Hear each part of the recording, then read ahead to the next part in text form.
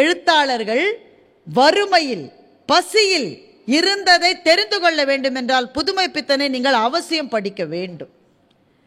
இந்த இன்னொரு கதை சொல்றேன். இது தி. ஜானகிராமன் அவர்கள் எழுதிய ஒரு கதை. பரதேசி வந்தான்னு கதையினுடைய பேர். உங்களை சில பேர் படிச்சிருக்கலாம். இந்த கதை ரொம்ப முக்கியமான கதை.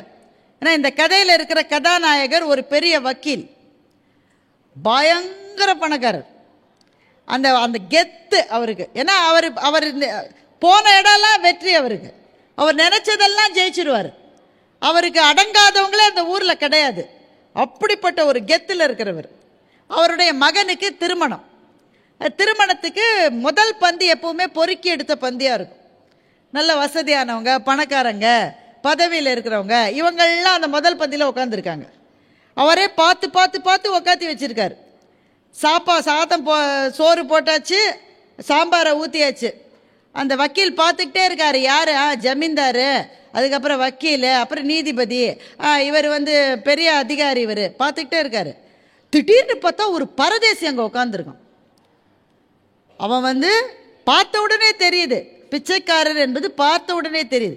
எப்படியோ இந்த பந்தியில் உள்ள உட்காந்து ஒரு கவலை சோத்தை எடுத்து வாயில் வைக்கவும் வச்சுட்டான். வக்கீல் பார்த்து அப்படி எழுப்பிட்டார். எப்படிடா உள்ள வந்த? பந்தி பொறுக்கி எடுத்த பந்தி, பெரிய மனுஷங்களுக்கானது. நீ எப்படி உள்ள வந்த? எப்படியோ வந்துட்டேன், பசிக்குது, ஒரு வாய் சாப்பிடவும் சாப்பிட்டுட்டு போயிடுறேன், கை நினைச்சிட்டேன். வக்கீல் அப்படியே அவன் கழுத்தை பிடிச்சி வெளியில தள்ளிட்டான். நீ சாப்பிடுறியா? எங்க வீட்டில் முதல் பந்தியில் ஓரமா நில்ல, எல்லாரும் சாப்பிட்டு முடிச்சதா, பாக்கி இருந்தா தரேன். அப்பா அந்த பரதேசி சொன்னதா தி. ஜானகிராமன் எழுதிட்டாரு. என்னை வெளியில தருத்திட்டல்ல, நீ அழுதுகிட்டே 16வது நாள் போடுற சோத்தை நான் சாப்பிட்றேன்னு சொல்லிட்டார். ஒரு கொடும் சொல்.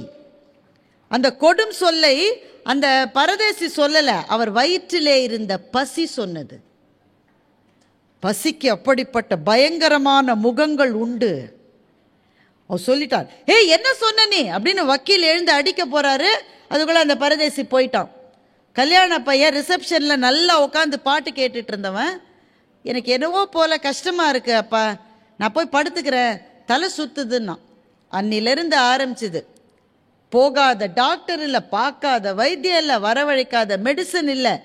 என்ன செஞ்சு என்ன? அன்றைக்கு திருமணமான அந்த பையன் 2-3 நாட்களிலேயே இறந்து விடுகின்றான். அதில் அந்த சடங்கெல்லாம் முடிச்சு எல்லாருக்கும் சாப்பாடு போடுற நாள் அன்னைக்கு வக்கீல் சொல்றாரு, அவன் இன்னைக்கு வருவான்னு சொல்றார். யாரு? பரதேசி. அவன் இன்னைக்கு வருவான்.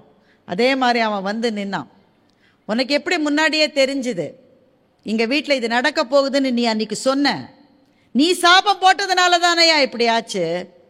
அந்த பரதேசி சொன்னா, வக்கீலையா நான் சாபம் இடலை, நான் சாபம் இட மாட்டேன், நான் பிச்சைக்காரன் தான், சாபம்லாம் கொடுக்க மாட்டேன். ஆனால் என் வயத்தில் இருக்கிற பசி இருக்கு பாருங்க, அது சாபம் இடும். அது ரொம்ப உக்ரமானது. நீங்கள் ஒரு துளி கருணையோட என்ன அன்னைக்கு சாப்பிட அனுமதிச்சிருந்தீங்கன்னா என் வாயிலிருந்து அந்த வார்த்தை வந்திருக்காதுயா. நான் வேணும்னு சொல்லலை. இந்த கதை படிக்கவே பயங்கரமாக இருக்கிற கதை. ஆனால் இந்த கதைக்கு படித்த உடனே நான் ஒரு பெரிய பாடத்தை நான் கற்றுக்கிட்டேன். இலையில ஒருத்தர் உட்காந்துட்டா தயவு செஞ்சு எழுப்பாதீங்க, தயவு செஞ்சு எழுப்பாதீங்க. நான் 2 வாரம் முன்னாடி சென்னையில் ஒரு பெரிய திருமணம், சென்னையே வந்திருந்த திருமணம், சாப்பாட்டு இடத்துல அலமோதுது கூட்டம். இப்போல்லாம் நம்ம ஊரில் இங்கே கல்யாணத்துக்கு சாப்பிட போனால் டென்ஷனாக இருக்குது நமக்கெல்லாம்.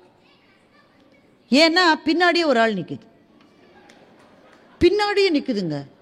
முன்னாடிலாம் பந்தி முறையில் அப்படிலாம் அலோவ் பண்ண மாட்டாங்க. ஒவ்வொருத்தருக்கும் ஒரு பந்தினா அவங்க சாப்பிட்டு இலையை எடுத்த பிறகுதான் அடுத்த பேட்ச் வரும். இப்போ யாருக்குமே நிற்கிறதுக்கு பொறுமை இல்லை, பின்னாடியே நிற்குது. அல்ல ஒருத்தன் என்னை பார்த்து சொல்கிறான், இந்த ஆண்டி ரொம்ப நேரம் சாப்பிட மாட்டாங்கடான்ற. அப்போத்தான் சோறே வச்சிருக்கு. அதுக்கப்புறம் இந்த மோர் குழம்பு இருக்காங்க, இந்த ஆண்டி அதெல்லாம் சாப்பிட மாட்டாங்களா. அவன் என்னை எழுப்புறதுலேயே குறியா இருக்கான், பின்னாடியே நிற்குதுங்க. அதுவும் தேர்ந்தெடுக்கிறாங்க. இந்த ஆள் ரொம்ப நேரம் சாப்பிடுவான், இவனை தேர்ந்தெடுக்க வேணாம். அந்த அம்மாவை பார்த்து சீக்கிரம் சாப்பிட்ற மாதிரி அது பின்னாடி போய் நிற்கலாம். இப்படி நிற்கிறாங்க. அப்புறம் இப்போ நம்ம தட்டோடையே அலையிறோம் தானே. இலை போட்டு சாப்பாடுன்றதெல்லாம் இப்போ கிடையாது. பெரிய பெரிய கல்யாணங்களில் என்னென்னா தட்டோடு நம்ம பகவதி பிச்சாந்தைக்கு போகணும். நம்ம அதில் ஒரு அம்மா எல்லாத்தையும் சில வயசானவங்களால முடியலைங்க, தட்டை வச்சுக்கிட்டு அவங்களால நடக்க முடியல.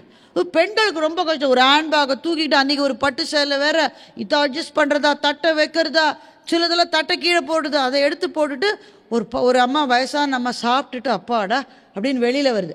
வெளில வரும்போது பாட்டி கேட்குது, அந்த பாட்டியோட பேத்தி கேட்குது, பாட்டி பாதாம் கீர் சொல். பாதாம் கீர் இருந்துதா? யாருமே எனக்கு சொல். திரும்ப ஒரு தட்டை எடுத்துகிட்டு போகுது. இந்த பஃபேல ஒன்று தெரிஞ்சுக்குங்க, எப்படி தெரியுமா சார்ஜ் பண்ணுவாங்க?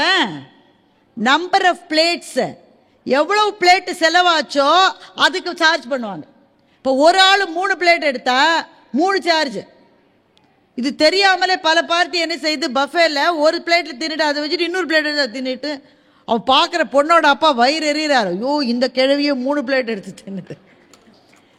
பந்தி உபசாரம் என்பது நம்முடைய ஊரில் எப்படி இருந்தது என்றால், வாங்க சாப்பிட வாங்கன்னு சொன்னா மாத்திரம்தான் போய் சாப்பிடுவோம், அதுதான் மரியாதை. இப்போ கல்யாணத்துக்கு போகிறாங்களா, இந்த மொய் எழுதுகிற க்யூவில் சேர்ந்து கல்யாண மாப்பிள்ளையை பார்த்துட்டு அப்படியே சாப்பிட்ற க்யூவில் சேர்ந்து, அதுக்கு பிறகு ஐஸ்கிரீம் க்யூவில் சேர்ந்து அப்படியே வெளியில் போகுது. எல்லாமே க்யூவாக இருக்குது இப்போ. அல்ல, மரியாதை என்பதே இன்றைக்கு கிடையாது. ஆனால் எதுவாக இருந்தாலும் உங்கள் வீட்டில் ஒரு நிகழ்ச்சி நடந்தால் நீங்கள் செய்ய வேண்டிய முதல் வேலை, சாப்பிட உட்கார்ந்தவங்கள ஒரு நாளும் எழுப்பாதீங்க. அவங்க யாராக வேணால் இருக்கலாம். சென்னையில் ஒரு பெரிய திருமணம், அந்த திருமணத்துக்கு சாப்பிட்றதுக்கு இப்படி தான் அலை மோதிட்டு இருக்காங்க.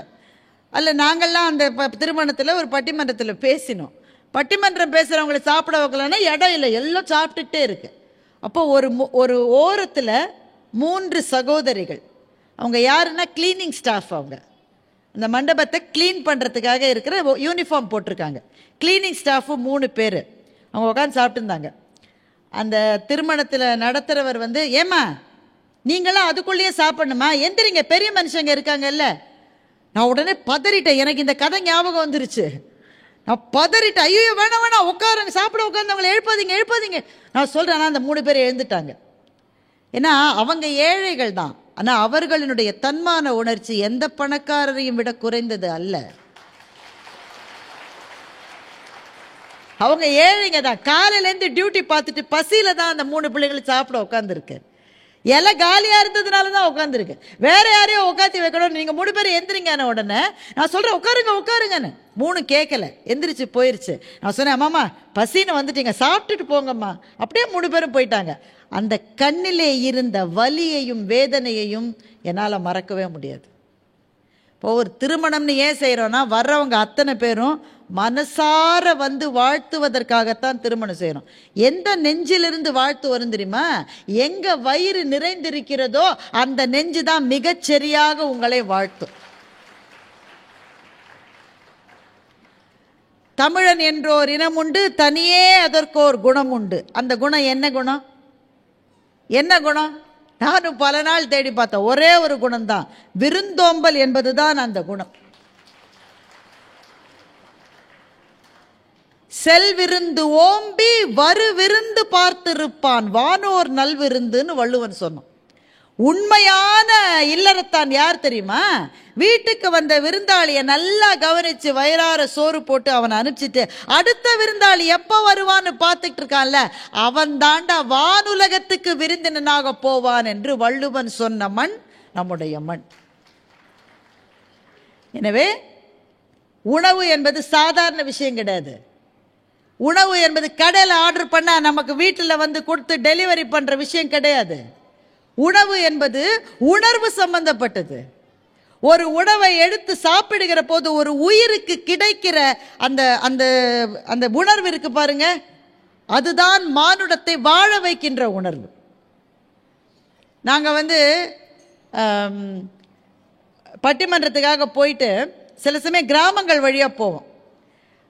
சாப்பாடு கட்டிக்கிட்டு வந்திருப்போம். ஏன்னா ஹோட்டல்ஸ்லாம் அப்போல்லாம் ரொம்ப இருக்காது. ஒரு செங்கல்பட்டு பக்கத்தில் ஒரு கிராமத்து வழியாக போனால் பெரிய திண்ணை இருந்த வீடு. இங்கே உட்காந்து சாப்பிட்லாமான்னு கேட்டோம். சாப்பிடுங்களேன்னு சொன்னாங்க. நாங்கள் உட்காந்து எங்கள் மூட்டையெல்லாம் பிரித்து புளிச்சோறு அது இது கொண்டக்கடலை எல்லாம் சாப்பிட்டோம். சாப்பிட்டு அப்புறம் அந்த வீட்டிலேருந்து ஒரு அம்மா வெளியில் வந்தது.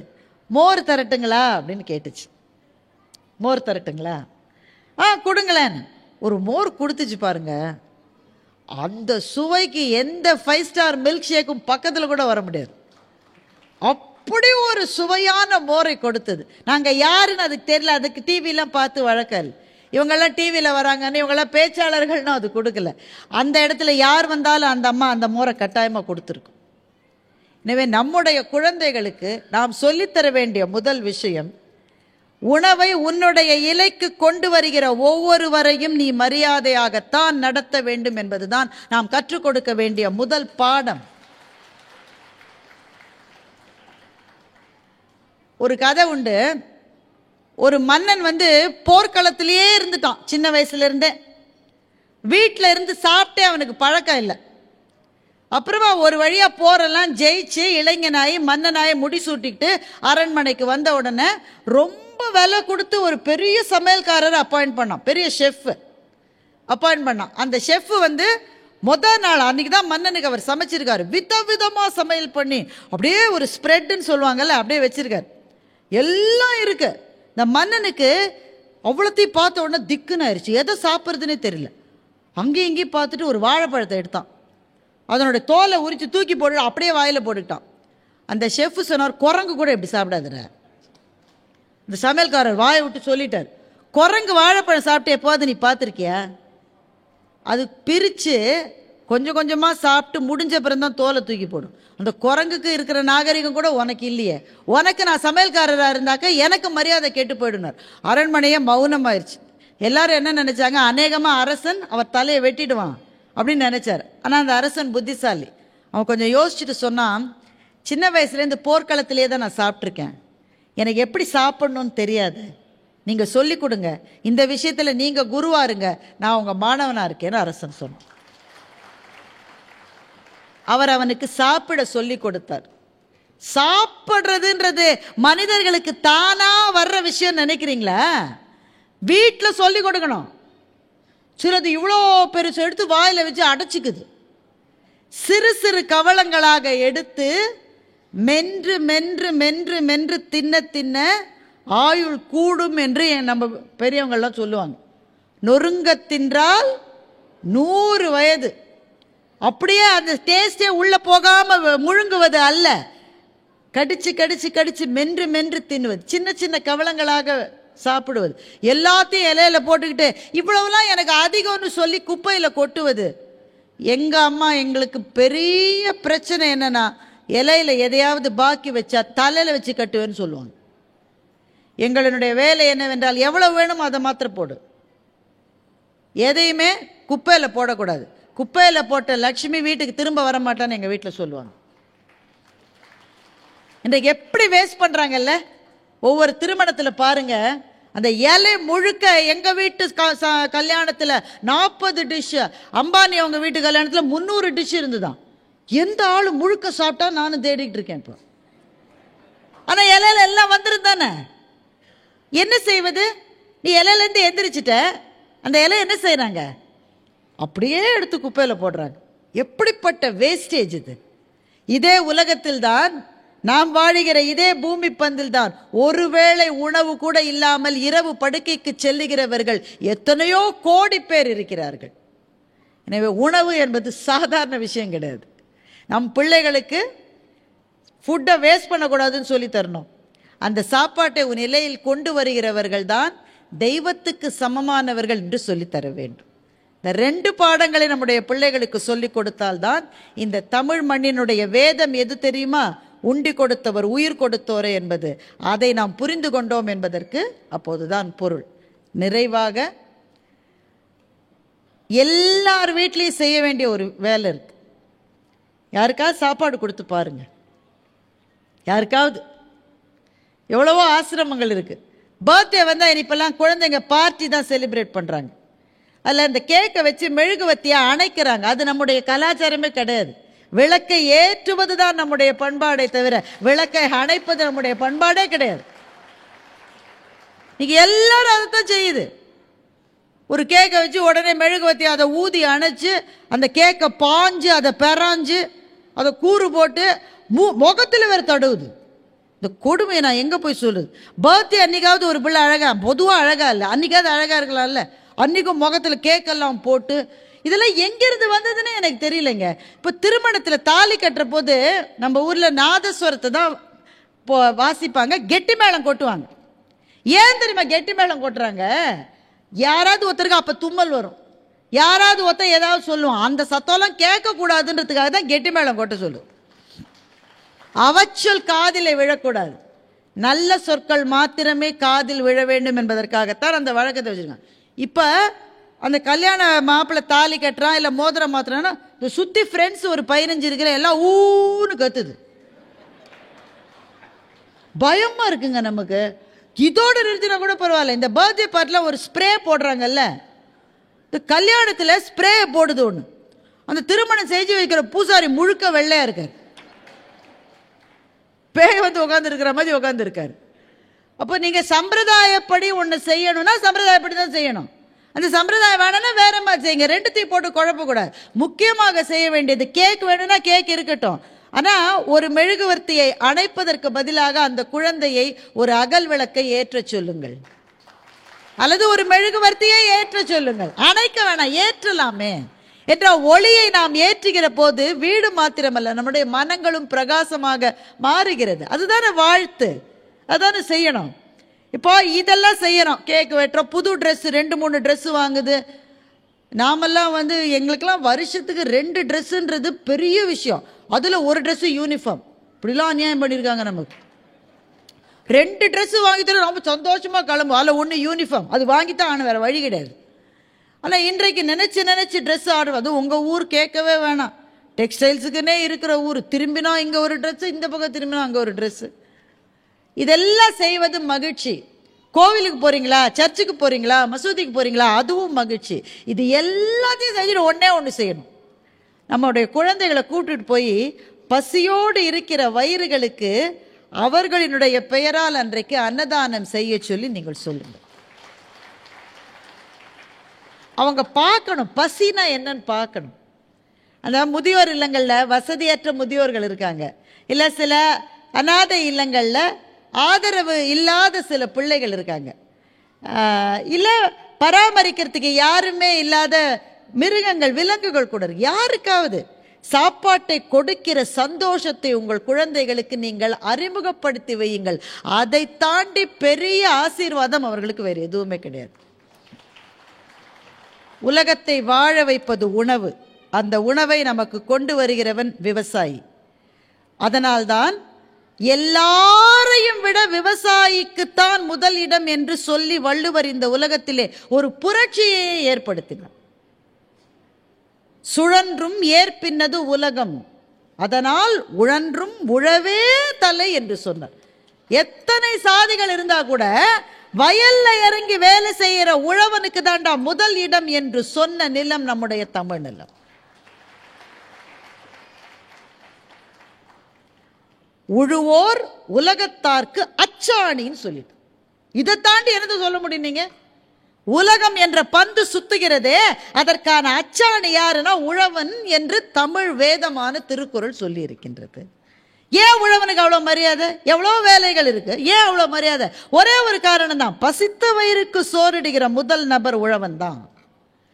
அவங்க அந்த சேத்துல இறங்கலைன்னா நம்ம பிளேட்டில் சோறு வந்து வரவே வராது. ஒன்று யோசிச்சு பார்த்துருக்கீங்களா? நீங்கள் எல்லாம் நிறைய டொனேஷன்லாம் பண்ணியிருப்பீங்க, சில பேருக்கு கடன் கொடுத்துருப்பீங்க, சில பேரை படிக்க வச்சுருப்பீங்க, சில பேர் கல்யாணம் பண்ணி வச்சுருப்பீங்க, உறவுக்காரங்களுக்கே நிறைய உதவி பண்ணியிருக்கீங்களா இல்லையா? பாவம், அவங்க வீட்டு கல்யாணத்துக்கு கொடுக்கலாம். நீங்கள் கல்யாணத்துக்கு உதவி பண்ணீங்க வைங்க, உறவுக்காரங்க என்ன சொல்லியிருப்பாங்கன்னு நினைக்கிறீங்க? இன்னும் கூட செஞ்சுருக்கலாம், சொன்னாங்களா இல்லையா? இன்னும் கூட செஞ்சுருக்கலாம். அவன் இருக்கிற வசதிக்கு செய்யலாம், அவன் வீட்டுக்காரம்ப செய்ய விடாது. நீ தான் செஞ்சிருக்க, அப்புறம் செஞ்சுட்டது கடனாக கொடுத்தது திருப்பி போய் கேட்க நின்று பார்த்துருக்கீங்களா? அதை விட நம்மளை கேவலப்படுத்துகிற விஷயம் எதுவுமே கிடையாது. எதை கொடுத்தாலும் மனிதனுடைய மனம் என்பது நிறைவடையவே அடையாது. இன்னும் கூட ஆனால் ஒன்றே ஒன்றை கொடுத்தால் போதும் என்று சொல்லுவார்கள், அது சாப்பாடு மாத்திரம்தான்.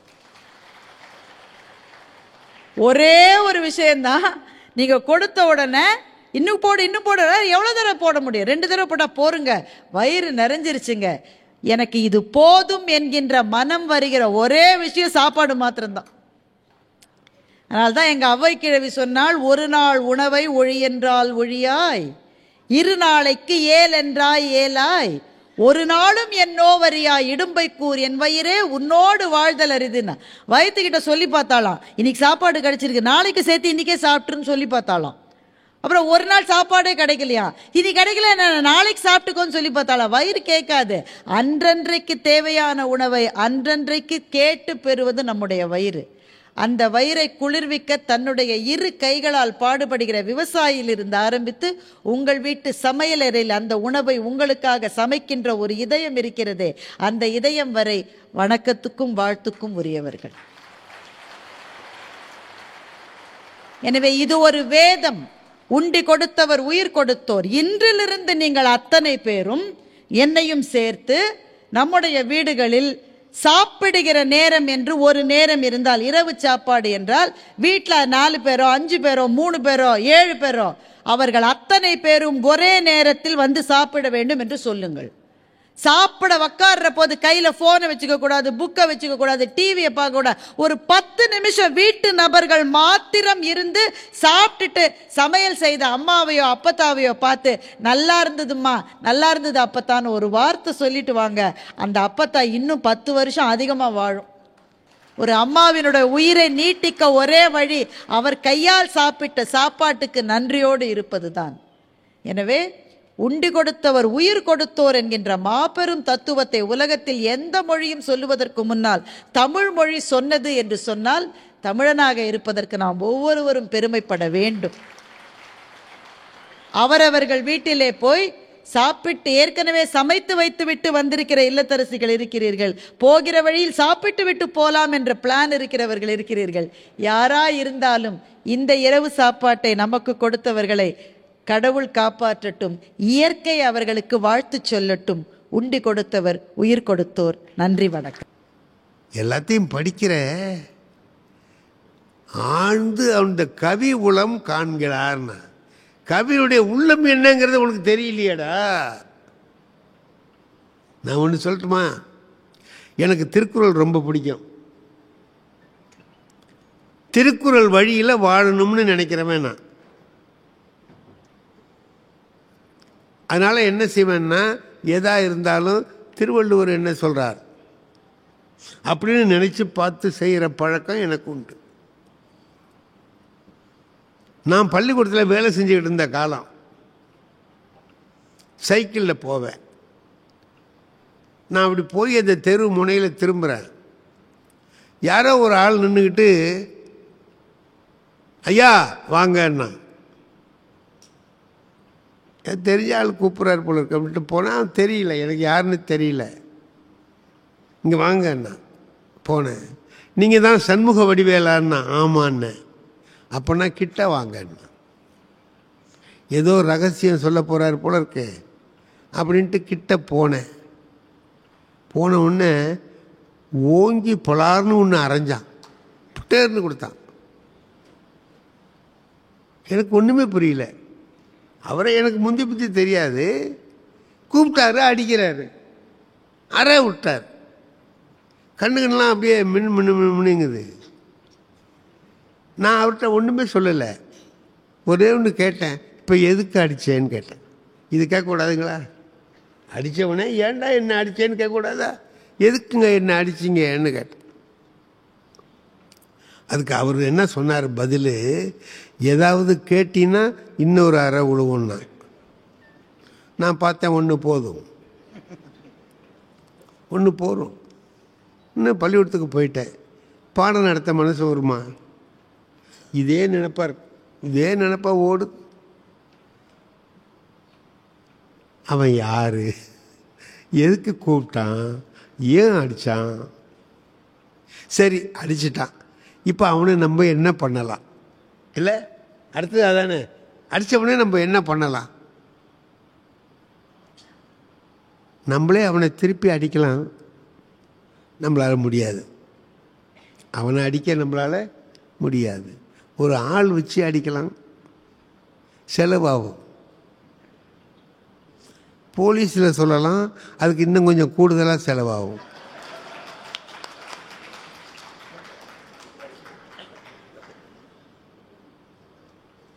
நான் என்னமோ சொல்கிறேன், நீங்கள் என்னமோ நினச்சி கை தட்டுறீங்க. நீங்கள் கை தட்டுற பொருளில் நான் சொல்லலை, செலவு ஆகும். இப்போ என்ன பண்ணலாம்? ஆமாம், திருவள்ளுவர் என்ன சொல்கிறாருன்னு பார்க்கலாமே. திருவள்ளுவர் இதுக்கு என்ன சொல்கிறாரு பார்க்கலாம் அப்படின்ட்டு யோசனை பண்ணி பார்த்தேன்.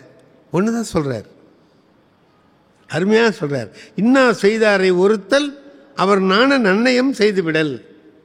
இதானுங்களே எல்லாருக்கும் தெரிஞ்ச திருக்குறள். நமக்கு ஒரு கெடுதல் ஒருத்தன் செஞ்சான்னா அவனை எப்படி தண்டிக்கலாம்? இன்னா செய்தாரை ஒருத்தல்ங்கிறார். ஒருத்தல்னா தண்டித்தல். இன்னா செய்தாரை ஒருத்தல் அவர் நாண, அவன் நாணி தலை குனியும்படியாக ஒரு நன்மையை செய்வதுதான்.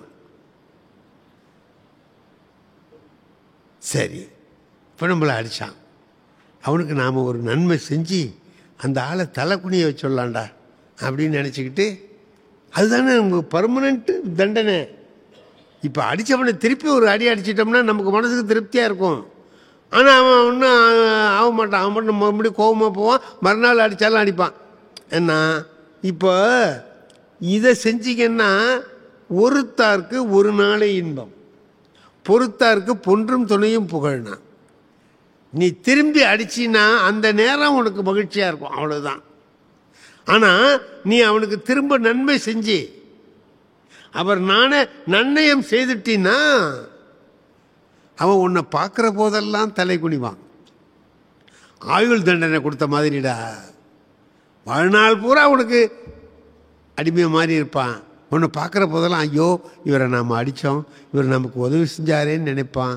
அதனால் நம்ம என்ன செய்வோம், ஒரு நன்மை செய்வோம். எப்போது அந்த ஆளை பார்த்தோம்னா அவருக்கு ஒரு நன்மை செஞ்சு அந்த ஆளை தலை குனிய வச்சிடலாம் அப்படின்னுட்டு நினச்சிக்கிட்டு இருக்கேன். ஆனால் சாயந்தரம் போகும்போதே எனக்கு அந்த வாய்ப்பு கிடைச்சிருச்சு.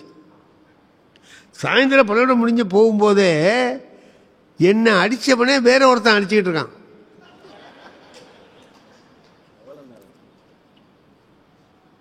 அடிக்கிறான்னா சார், என்ன அந்த ஆள் ஒரே அறை தான் அரைஞ்சான், ஆனால் அவனை அடிக்கிறான், குத்துறான், காலால் ஒட்டி உதைக்கிறான், இப்படியெல்லாம் பண்ணுறான். அவன் கிடந்து தவிக்கிறான். நான் போய் இப்போ நன்மை செய்வோம், திருவள்ளுவர் சொன்னபடி செய்வோம்ட்டுன்னு கிட்ட போய் ஏன் அந்த ஆளை அடிக்கிறேன்னு கேட்டேன். அதுக்கு அந்த அடிக்கிறவன் சொன்னான், இது எனக்கும் அவனுக்கும் உள்ள விஷயம், நீ போ அப்படின்னா. நடு ரோட்டில் ஒருத்தரை விட்டு அடித்தா நான் கேட்காம எப்படி போகிறது, எதுக்கு அடிக்கிற அப்படின்னு. போயா, அவனை பற்றி உனக்கு என்ன தெரியும்? ஏன் என்ன தெரியாது? அவரை போய் அடிக்கிற ஒருத்தரை போய் தெருவில் போட்டுட்டு அடிக்கிற அப்படின்னா எதுக்கு அடிக்கிற அப்படின்னு. இந்த மாதிரியா 10 ரூபா வாங்கினான், 4 வருஷம் ஆச்சு, கொடுக்க மாட்டேங்கிறான். கொடுக்க மாட்டேங்கிறான். ஐயா எப்போ கேளு, அப்புறம் தரேன் ஏதோ சொல்கிறான். நான் இப்போ கொஞ்ச நேரத்துக்கு முந்தி இவங்கிட்ட, ஏண்டா படுவாவி பயலே 4 வருஷம் ஆச்சு இன்னும் கொடுக்க மாட்டேங்கிறியாடா 10 ரூபாயன்னு சொல்லி கேட்டேன். அதுக்கு அவன் என்ன சொன்னான் தெரியுமான்னா, என்ன சொன்னான், 4 வருஷம் பெரியதா, அதுக்கு முந்தி கொடுத்தவன்லாம் சும்மா இருக்கான், நீ அவசரப்படுற, 5 வருஷம் 6 வருஷம்லாம் சும்மா இருக்கான், நீ 4, அதுக்கெல்லாம் ஏன் பறக்கிற அப்படின்னு. இவனை உதைச்சா என்ன? யோ 10 ரூபாய்க்காக ஒருத்தனை இப்படி அடிக்கலாமா அப்படின்னா. யோ உனக்கு அப்படி ரோசமாக இருந்தால் அந்த 10 ரூபாய் நீ குடியா அப்படின்னா. சரிதானே அவன் கேட்குறது. நான் பார்த்தேன், நன்னயம் செய்து விடல், டக்குன்னு ஒரு 10 ரூபாயை எடுத்து, இப்போ தான் நீ மனுஷன்ட்டு அவன் போயிட்டான். இப்போ அவன் என்ன செய்வான்னார் திருவள்ளுவர், தலை குனிஞ்சி வெக்கப்பட்டு நிற்பான்னு சொல்கிறார். நான் அவன் அந்த மாதிரி நிற்கிறத பார்த்து ரசிக்கலாம் அப்படின்ட்டு திரும்பி பார்க்குறேன். அவன் ஒருத்தங்கிட்ட சொல்லிக்கிட்டு இருக்கான், இவர் இருக்கிறது தெரியாமல் ஊராங்கிட்ட எல்லாம் கடன் வாங்கி அவனும் அடிக்கிறான். இந்த ஆள்கிட்ட காலையில் ஒரு அரை கொடுத்தா சாயந்தரம் 10 ரூபா கொடுக்குறான். இனிமேல் பணம் வேணுன்னா இவரே வச்சுக்கலாங்கிறான். ஒரு 50 ரூபா வேணுன்னா ஒரு 5 அறையை கொடுத்தோம்னா சாயந்தரம் 50 ரூபா. எவ்வளவு வேணுமா தகுந்த மாதிரி அறைய எண்ணி கொடுத்துருவேன். இப்போ 5 கொடுத்துருக்கேன், சாயந்தரம் வரும்போது கொண்டா அப்படின்னு. ஐயோ, திருவள்ளுவர் சொன்னபடி நினச்சா சரி நடந்தோம்னா தினம் அடி வாங்கணும் போல இருக்க. அவனுக்கு எப்போல்லாம் பணம் வேண்டியதாக இருக்கோ அப்போல்லாம் நம்மளை வச்சுக்குவான் போல இருக்க அப்படின்னு நினச்சிக்கிட்டு வீட்டுக்கு போனேன். வருத்தமாக இருந்துச்சு. திருவள்ளுவரை திருக்குறளை எடுத்து படித்த போது அவர் இதுக்கு விடை சொல்கிறார். எனக்கு ஏற்பட்ட இந்த சந்தேகத்துக்கு அவர் விடை சொல்கிறார். அந்த குறள் அற்புதமான குறள். நன்று ஆற்றல் உள்ளும் தவறு உண்டு, அவரவர் பண்பறிந்து ஆற்றா கிடையும். டேய், நான் சொன்னேன்னு எல்லா பயலுக்கும் நன்மையை செஞ்சுவிட்டு வாங்கிட்டு கிடக்காதடா. திருவள்ளுவர் சொல்கிறார். நான் உன்னை நன்னயம் செய்து விடல்னு சொன்னால் எல்லா பயலுக்கும் செய்ய சொல்லலை. நன்று ஆற்றல் உள்ளும் தவறு உண்டு, நல்லது செய்கிறதுலேயும் ஒரு தப்பு இருக்குன்னார். அவர் பண்பு அறிந்து ஆற்றா கடை. அவன் உனக்கு கெடுதல் செஞ்சிட்டாலும் திரும்ப நன்மை செஞ்சா அவன் மனம் திருந்தி இருப்பானான்னு பாரு, அவனுக்கு நன்மை செய். எல்லாருக்கும் நன்மை செஞ்சுட்டு வாங்கிட்டு கிடக்காதேங்க. இதான் ஆழ்ந்து கிடக்கும் அவனுடைய கவி குலத்தை தெரிந்து கொள்வதுன்னார். அவர் என்ன நினைக்கிறாருங்கிறத தெரிஞ்சுக்கணும்னா முழுக்க படித்தாதானே தெரியும். திருவள்ளுவர், நான் இன்னைக்கு காலையில் வரும்போது இந்த மகாராணி சில்க்ஸ்னு ஒன்று இருக்கு, அதில் பார்த்தா காலையில் கடை திறக்கும்போது ஒரு திருக்குறள் சொல்கிறார். ஒரு திருக்குறள் சொல்லி கடை திறக்கிறார். நான் எங்கேயுமே அப்படி பார்த்ததில்லை. நான் அவரை போய் பாராட்டிட்டு வந்தேன். ஐயா இந்த மாதிரி இல்லை, நான் முந்தியெல்லாம் காலையில் தான் மட்டும் சொல்லிட்டு இருந்தேன், இப்போ மாலையில் ஒரு தடவை சொல்கிறேன்னு சொன்னேன். திருக்குறளை சொல்லி அதுக்கு பொருள் சொல்லி இது செய்கிறது நமக்கு ஒரு ஆச்சரியமாக இருக்குல்ல. நான் இந்த ஊரில் அதை பார்த்தேன். பரவாயில்ல, கரூர் இவ்வளவு நல்லா இருக்கிறதுக்கு காரணம் இப்படிப்பட்ட ஒருத்தர் 2 பேர் நல்லா இருக்கிறார். நம்ம சொல்கிறோம்ல, என் தலையில் எழுதியிருக்கான் பிரம்மா எழுதி வச்சிருக்கான்னு சொல்லி சொல்கிறோம்ல. பிரம்மா எழுதியிருக்கானா? அப்படி தான் எழுதியிருக்கானா? சரி, அப்படியே எழுதியிருக்கான்னு வைங்க, அதுதான் வாழ்க்கையா? சார், எனக்கு கால் விளங்காது, இந்த கால் நொண்டி பிறக்கும் போதே அப்படின்னு வச்சுங்க. நம்மளை கடவுள் என்ன பண்ணியிருக்கிறான், படைச்சிருக்கான். கால் இல்லாதவனா நொண்டிக்கிட்டே கடைன்னு சொல்லி அனுப்பிட்டான். சும்மா கிடக்க வேண்டியதுதான் அப்படின்னு கடந்துடலாமா, இல்லை அதை வச்சுக்கிட்டே எப்படி முன்னேறலாம்னு பார்க்கலாமா? திருவள்ளுவர் சொல்றார், பொறியின்மை யாருக்கும் பழி என்று. இல்லாம இருக்கலாம், ஒருத்தர் கண்ணே இல்லாம இருக்கலாம். நான் திருவாரூரில் ஒரு கல்லூரியில் பேச போனேன். பார்வை இல்லாதவர் தான் பிரின்சிபல். அங்க எப்படி வந்தாரு? எப்படி வந்தாரு? கடவுள் அவரை ஒன்றும் தெரியாதவனை ஆக்கி அனுப்பிட்டாரு. அவர் அப்பதான் போச்சு, செல்லாம் போச்சா போடான்னு உட்கார்ந்து இருந்தாருன்னா வீட்டில் எங்கேயோ உட்காந்து அழுதுகிட்டு இருப்பான் இல்லையா? இல்லையே, அதை மீறி முன்னேறணும்னு நினைக்கிறான். என்ன விதினா என்னங்க?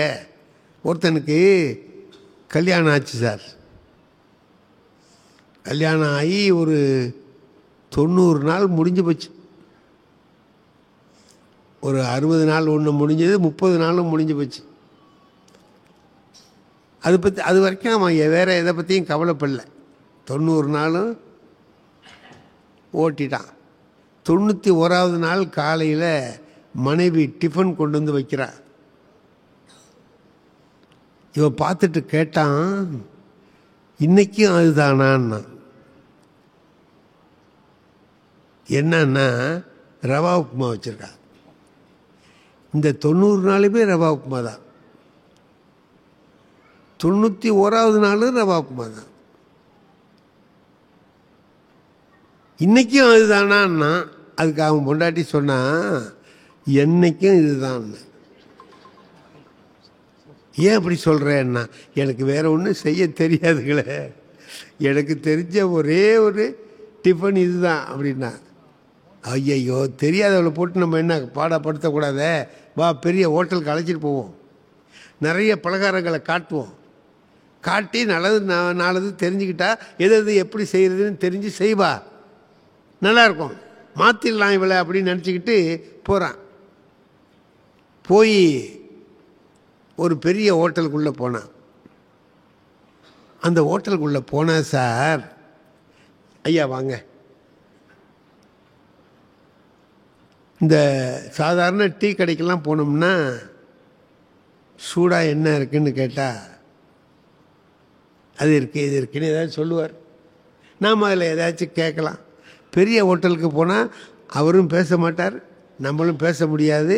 ஒரு சீட்டை எடுத்து அப்படி கொடுப்பார் கையில், அது மெனு கார்டும்பார், அதில் இருக்கும் வரிசையாக, அதை பார்த்து நம்ம சொல்லணும். அதில் எல்லாம் இங்கிலீஷில் இருக்கு. நம்ம ஆளுக்கு இங்கிலீஷ் தெரியாது. இங்கிலீஷ் தெரியாதது மட்டும் இல்லை, தனக்கு இங்கிலீஷ் தெரியாதுங்கிறது பொண்டாட்டிக்கு தெரிஞ்சிடக்கூடாதுன்னு நினைக்கிறான். இப்படியே பார்த்தான், ஒன்றும் புரியல. ஓரத்தில் 1 to 3 இருக்குது, அதுதான் அவனுக்கு தெரியும். ஒரு 10 வரைக்கும் தான் தெரியும். அது பார்த்தான், சரி இதை வச்சு ஒப்பேத்துவோம் அப்படின்ட்டு நம்பர் 8 கொண்டான்னா. அதில் 8ங்கிறது ரவா உப்புமா.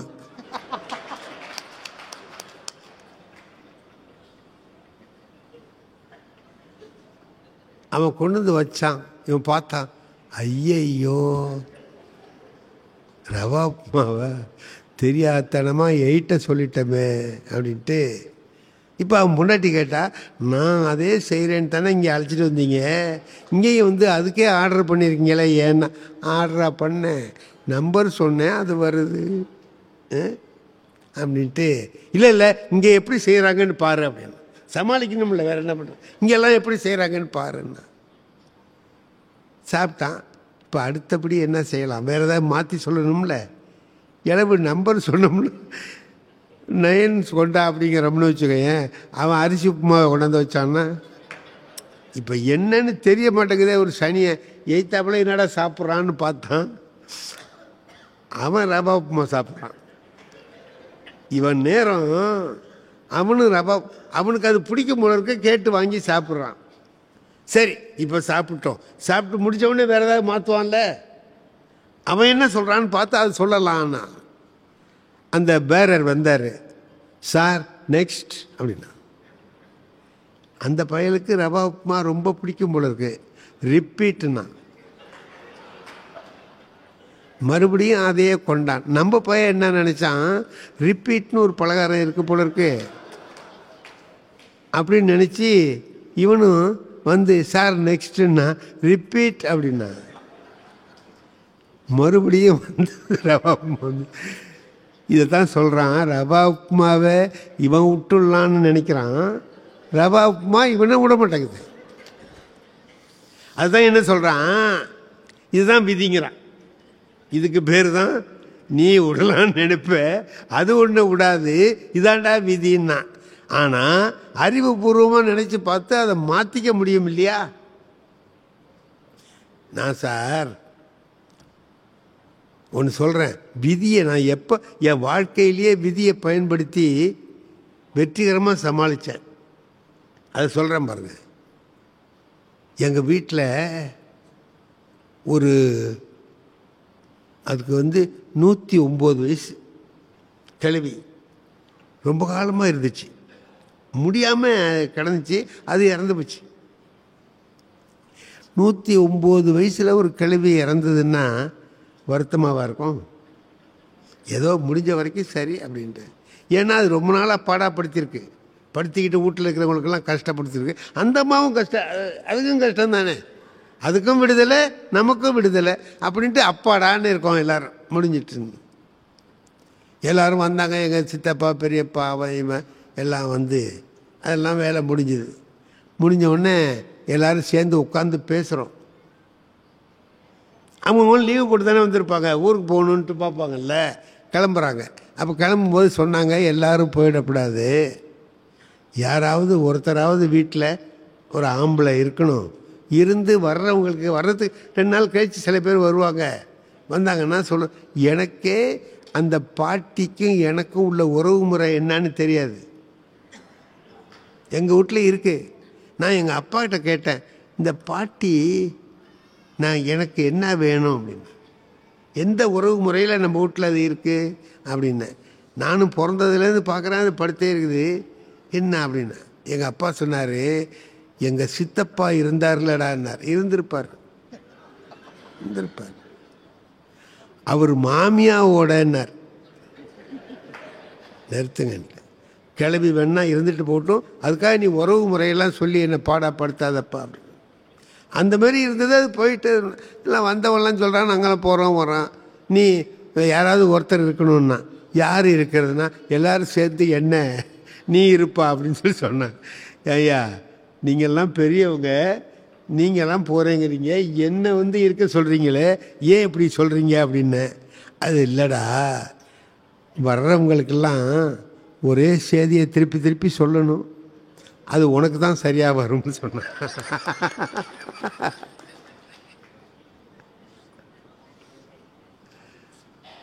நான் என்ன அப்படி சொல்கிறவனான்னு கேட்டேன். எங்கள் சித்தப்பா இருந்தவர் சொன்னார், இல்லைடா 18 வருஷமாக ஒரே பாடத்தை நடத்திட்டு இருக்கீங்களே நீ பள்ளிக்கூடத்தில், அந்த புஸ்தகம் மாறவே இல்லை, 18 வருஷமாக நடத்திட்டு அதே திரும்ப திரும்ப நடத்திட்டு. அதுமாரி வர்றவங்களுக்கெல்லாம் அதே செய்தி திரும்ப திரும்ப சொல்லணும்னு போயிட்டாங்க. நான் எங்கள் வீட்டில் இருந்துக்கிட்டு வர்றவங்ககிட்டலாம் சொல்லணும்ல. சார், எங்கள் வீட்டிலேருந்து 4வது வீட்டில் ஒரு ஆள் இருக்கான் சார், செத்து போன அன்றைக்கே வரலாம்ல, வரல, அவன் எங்கேயோ போட்டான். 4 நாள் கழித்து துக்கம் கண்டுக்கிறதுக்காக வர்றார். ஆனால் வரும்போது என்ன பண்ணுறாருன்னு கேட்டிங்கன்னா, இந்த துண்டை எடுத்து வாயில் வச்சு பொத்திக்கிட்டு வர்றான். அப்படி பொத்திக்கிட்டு அப்படி வர்றான். தம்பின்னா, வாங்கண்ணே உட்காருங்க. பாட்டி பாட்டி தான். அவன் சந்தேகத்திலே வர்றான், செத்தது பாட்டியா? அவருக்கு அவன் ஒன்றும் தெரியாமலே வர்றான்னு வச்சுக்கங்களேன். தம்பி பாட்டி, பாட்டி தான், உட்காருங்க. என்ன பண்ணுச்சு? 109 வயசில் ஒரு கிளவி சாவறதுக்கு ஏதாவது பண்ணணுமா? அதுக்கு 109 வயசு ஆனதே ஒரு காரணம்தான். இவன் கேட்குறான், என்ன பண்ணுச்சின்னு கேட்குறான். அது கேட்கணுங்கிற முறைப்படி கேட்குறான் அவன், வேற ஒன்றும் இல்லை. என்ன பண்ணுச்சின்னா, நான் சும்மா ஏதாவது சொல்லணும்ல, இந்த பக்கம் வலிக்கு, அது பேசியே ரொம்ப காலமாச்சு. நான் சொல்கிறேன், இந்த பக்கம் வலிக்குதுன்னு சொன்னிச்சு. நம்ம டாக்டர்கிட்டலாம் கொண்டு காமிச்சோம், முல்லை இறந்து போச்சு அப்படின்னு.